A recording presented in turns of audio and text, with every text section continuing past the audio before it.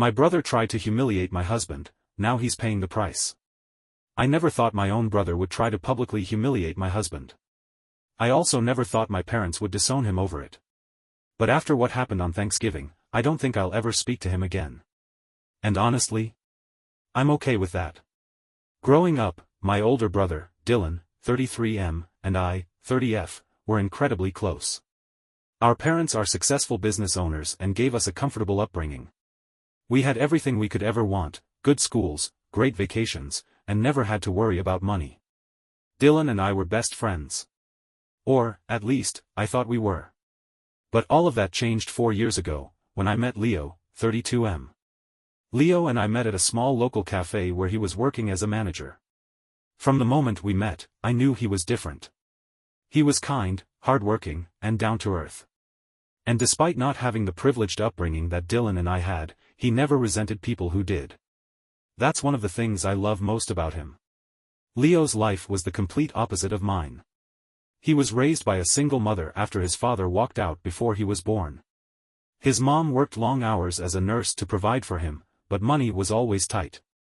Leo never had the luxury of choosing what school to go to. He never had expensive vacations. And while Dylan and I had our college tuition paid in full, Leo had to work multiple jobs just to put himself through school. At one point, he even worked as a janitor while studying full-time.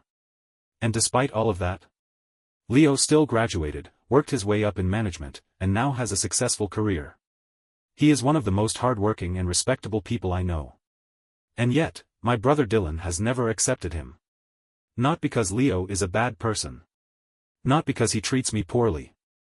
But because he isn't from our world. From the moment I introduced Leo to my family, Dylan made it very clear he didn't approve. At first, it was subtle. He would make snide remarks about Leo's job. He would say things like, "Oh, so what's it like managing a cafe? Is it like being a babysitter for adults?" Or when Leo would talk about working during college, Dylan would say, "Wow, I can't imagine actually having to work at that age. That must have been tough." All with this condescending tone. I confronted Dylan many times about it. And every time, he would just shrug it off. "Relax, it's just a joke," he would say. But it never felt like a joke. And Leo? He never complained. Even when Dylan's comments were blatantly rude, Leo would just brush it off and change the subject. But I knew it hurt him. And it hurt me that Dylan was treating my boyfriend-turned-husband like this. Dylan was furious when Leo and I got engaged. "So, you're really gonna marry him?" he asked. "Yes, Dylan, I love him. You could do so much better." That was the first time I cut him off. For months, we didn't speak. Eventually, Dylan apologized, said he was out of line, and I forgave him. But when Leo and I got married 6 months ago, Dylan didn't even show up to the wedding. That should have been the final straw. But I kept hoping that, one day, Dylan would change. That he'd finally accept Leo. Then Thanksgiving happened. And I realized he never will. For years, my parents hosted Thanksgiving at their house. But this year, Dylan volunteered to host it at his place. I was shocked because Dylan is not the type to take on responsibility. But he said he wanted to bring the family together before his wife gives birth. Dylan's wife, let's call her Sophia, is pregnant with their first child and comes from a wealthy family. And, just like Dylan, she is incredibly snobbish. But I wanted to believe that Dylan was trying to mend fences. So, when he personally invited Leo and me, I thought, maybe this is his way of finally accepting Leo. I was so wrong. Leo and I drove 40 minutes to Dylan's house, expecting a nice family dinner. But the moment we arrived, Dylan opened the door and said, "Hey, Emily, you can come in, but Leo needs to leave." At first, I thought he was joking. But then he said, "Look, we had to make some last-minute changes. We're inviting more of Sophia's extended family, and, well, you know how they are. They wouldn't understand why someone like Leo is here. It'd be awkward to explain." I was stunned. "What are you talking about? You invited us." I know, Dylan said, shrugging. "But things changed. It's not personal." "Not personal?" He was literally kicking my husband out because he was embarrassed to introduce him to his wife's family. I looked at Sophia, who was standing behind Dylan. She just smirked and said, "I'm sure Leo understands. Right?" At that moment, I snapped. I started yelling at Dylan, right there on his doorstep, not caring who heard. "You made us drive all the way here just to humiliate Leo? What the hell is wrong with you?" Dylan actually rolled his eyes and said, "Emily, don't be dramatic. I'm just trying to avoid an awkward situation." "Yeah? Well, now you have one." The argument got louder and louder, until my parents, who were inside, came out. They asked what was going on. And before I could even explain, Dylan looked at my parents and said, "Emily's overreacting. I just don't want her husband embarrassing us in front of Sophia's family." That was it. That was the moment my parents finally saw Dylan for who he truly was. And what happened next? It changed everything. Dylan crosses the line. The moment Dylan said, "I just don't want her husband embarrassing us," my parents froze. They looked at him like they had never seen him before. My mother was the first to speak. "Dylan, what did you just say?" Dylan sighed, rolling his eyes like we were all being ridiculous. "Come on, Mom, you know what I mean. Sophia's family is different. They're used to a certain kind of people." I was shaking with anger. Leo, meanwhile, had been completely silent this entire time. He had stood there, listening to every word, his expression unreadable. Finally, he spoke up. "You know what, Dylan? It's fine. If you don't want me here, I'll leave." That made me even angrier. Because why should he be the one to leave? So, I turned to my parents. "Are you seriously going to let this happen?" My dad narrowed his eyes at Dylan. "Son, are you telling me you invited Leo and Emily here just to turn Leo away at the door?" Dylan shrugged. "I just don't want to deal with the questions, Dad. You know how Sophia's family is. They'll start asking things like, 'Oh, what do you do, Leo? And what is he supposed to say? That he used to be a janitor?'" I think that's when my dad finally snapped. Because his entire face changed. "Get inside. Now." Dylan must have realized he pushed too far, because for the first time all night, he looked nervous. My parents led all of us into the house, including Leo. And once we were in the living room, my dad turned to Dylan and said, "You're going to apologize. Right now." Dylan laughed. "Apologize? For what? For telling the truth?" My mom shook her head. "Dylan, this is disgusting. We raised you better than this. Do you even hear yourself?" "Oh, come on," Dylan scoffed. "You two have spent your entire lives making sure Emily and I had everything we could ever want. You worked your asses off so that we could go to the best schools, live in the best neighborhoods, and have the best opportunities. And now you're mad at me for not wanting to associate with someone who wasn't raised the same way?" The room fell dead silent. And then my dad said something I'll never forget. "So what you're saying is, if your own father had come from a poor background, you wouldn't associate with me either?" Dylan looked caught off guard. "What? That's not the same thing." "No?" My dad took a step closer. "Because I wasn't born into wealth, Dylan. Your mother and I built everything we have from nothing." Dylan's face paled. I could tell he had never thought about that before. "We both worked multiple jobs while studying," my mom added. "I worked as a waitress to help pay for law school. Your dad did construction work every summer. We weren't handed a thing." Dylan swallowed hard. But he still refused to back down. "That's different," he muttered. "No, it's not," my dad snapped. "The only difference between us and Leo is that we got lucky. We had help along the way. You and Emily had help along the way. Leo didn't. And instead of respecting him for what he's accomplished, you've spent 4 years treating him like garbage." "Dad." "No, you listen to me," my dad interrupted. "If you can look at Leo, a man who has worked his ass off to support himself and his mother, and see nothing but an embarrassment, then you have failed as a human being." I had never seen my father so angry. Neither had Dylan. For the first time, he looked genuinely shaken. But then, Sophia, who had been quiet this entire time, finally spoke up. And she made everything worse. Sophia, who had been sitting next to Dylan, suddenly snorted. I don't get why everyone's making such a big deal out of this. You act like Dylan did something criminal. All he did was tell the truth. I turned to her, my blood boiling. The truth? That my husband isn't good enough for you? That's not the truth, that's just you being an awful person. Sophia smirked. Look, I get that you love him, Emily. That's cute. But you have to understand, when you come from money, there are certain expectations. Certain standards. I think my mother's soul left her body at that moment. So what you're saying is, my mom said slowly, you think our son has higher standards than us? Because let me remind you, Sophia, we built our business from scratch. We weren't born into money. Your family may have been, but we weren't. Sophia's smirk vanished. Well, that's not what I meant, I just... No, that's exactly what you meant, my dad cut in. And that's exactly the problem. You and Dylan think money makes you better than other people. And frankly, I'm disgusted. Sophia's face turned red. Dylan glared at me. Are you happy now, Emily? He snapped. You just had to make a scene, huh? I laughed. I couldn't help it. I didn't make a scene, Dylan.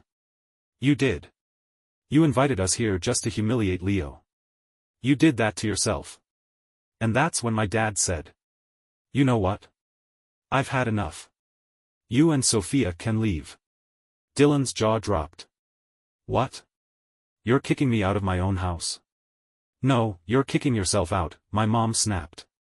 If this is how you treat family, the people who have always supported you, then you can consider yourself disowned. Dylan's face drained of color. You don't mean that. I do, my dad said firmly. We're done with you, Dylan. Sophia grabbed Dylan's arm. Come on, babe, let's just go. We don't need this. Dylan turned to my parents. You're choosing them over me? No, my dad said. We're choosing what's right. And you? You're not it. Dylan and Sophia stormed out. And I sat there, still processing what had just happened. Leo finally turned to my parents and said, I appreciate you standing up for me. But, are you guys okay? My dad sighed. We are now. We should have done this a long time ago. And honestly, I think he was right. After Dylan and Sophia stormed out, the house was dead silent. For the first time, my parents, Leo, and I just sat there, trying to process everything that had just happened. Finally, my mom let out a long breath and turned to Leo. I'm so sorry, she said. We should have put a stop to Dylan's behavior years ago. Leo shook his head. You don't need to apologize. You didn't say those things, Dylan did. My dad crossed his arms. I can't believe I raised a son who thinks like that. It's embarrassing. It was a lot to take in. I had spent years hoping that Dylan would finally accept Leo. But now? I realized he never would. And I had wasted too much time trying to fix someone who didn't want to change. So, that night, I made a decision. I was done with Dylan. I blocked his number, deleted him from social media, and decided I wasn't going to waste another second trying to rebuild a relationship with someone who never respected me or my husband. But I had no idea how much worse things were about to get for him. Because over the next few days, my parents made a decision that would change Dylan's life forever. The day after Thanksgiving, my parents called me early in the morning. Emily, can you and Leo come to your dad's office? There's something important we need to discuss. I had no clue what it was about, but I agreed. When we arrived, my mom and dad were both sitting at my dad's desk, looking serious. Without saying a word, my dad slid a stack of papers across the table toward me. What's this? I asked. Take a look, he said. I picked up the documents and started reading. And then? My jaw dropped. Because it was legal paperwork to transfer ownership of my parents' business to me. I looked up, completely stunned. Wait, what? This business was always supposed to go to Dylan. My dad nodded. Yes. But after last night? We're not leaving him a single thing. I couldn't believe what I was hearing. For years, it was understood that Dylan would take over the business when my parents retired. He had been working under my dad for nearly a decade, preparing to inherit the company. And he assumed it would always be his. But after what happened on Thanksgiving, my parents decided they wanted nothing to do with him anymore. We built this company from the ground up, my mom said. And we refuse to leave it to someone who looks down on others for working hard. And honestly, my dad added, I'd rather give it to you. You may not have worked here like Dylan has, but at least I know you'll treat people with respect. I was speechless. I had never expected this. I had always assumed my brother would take over, and I had never even considered stepping into the role myself. Are you sure about this? I asked. My parents nodded. 100%, my dad said. Then he gestured to the papers. If you're willing to take over, all you have to do is sign. I looked at Leo. And for the first time, I wasn't sure if I was making the right decision. I stared at the paperwork, my stomach twisting. I had spent years building my own career. I had worked hard to grow my own business, a small bakery that I loved. And if I took over my parents' company, I would have to give all of that up. Leo could tell I was hesitating. You don't have to do this if you don't want to, he said softly. I bit my lip. It's not that I don't want to. It's just, the only reason I would be saying yes is because I don't want Dylan to get it. And that feels petty. My parents immediately shook their heads. This isn't about pettiness, my mom said. This is about what's right. Dylan doesn't deserve this. You do. But that was the problem. I didn't feel like I deserved it. I had never trained for this. I had never expected it. And if I was being honest with myself, I didn't want it. But at the same time, the idea of Dylan still getting his way made me feel sick. So I looked at my parents. And I said, I need time to think. That evening, after Leo and I had gone home, my phone rang. It was an unknown number. I picked up, against my better judgment. And the moment I did, I regretted it. Because it was Dylan. And he was furious. You backstabbing little brat, he screamed. I sighed. What do you want, Dylan? You know exactly what I want, he yelled. How dare you steal my inheritance? I rolled my eyes. First of all, I haven't decided if I'm taking it yet. And second? You lost it all by being a horrible person. That's not my fault, it's yours. Dylan lost it. You think you're better than me, don't you? He hissed. You're not. You never have been. You're just a petty little girl trying to ruin my life. I didn't ruin your life, Dylan, I shot back. You did that all on your own. And then? He said something that made my blood boil. You know what? Maybe I should have been even worse to Leo. Maybe then, you wouldn't be in this position. I clenched my jaw. You want to know what's really funny, Dylan? I asked. What? He spat. You spent years looking down on Leo.